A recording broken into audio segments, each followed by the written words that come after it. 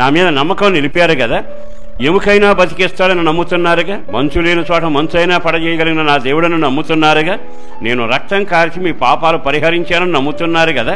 నరకానికి పోకుండా తాళాలు తీసి మోక్షానికి పంపిస్తానని నమ్ముతున్నారుగా. నమ్ముతున్న మిమ్ములను నేను సీయోను కొండలాగా చేయబోతున్నా. సీయోను కొండ అని దాని మొదటి మాట ఏమిటంటే పరిశుద్ధమైన పర్వతము. పరిశుద్ధంగా ఉండడం, పరిశుద్ధంగా బ్రతకడం నా వల్లే కాదు, ఎవరి వల్ల కాదు.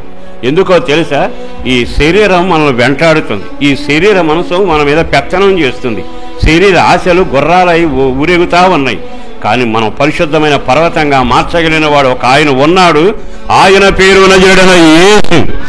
యేసు రక్తమే నిన్ను పరిశుద్ధునిగా మార్చగలిగింది. పరిశుద్ధమైన పర్వతంగా చేయటానికి ఆయన వినియోగించిన సాధనం తన సొంత రక్తాన్ని దారబోశాడు. యేసు క్రీస్తు రక్తం ఒకటి నిన్ను పరిశుద్ధునిగా మార్చగలిగింది.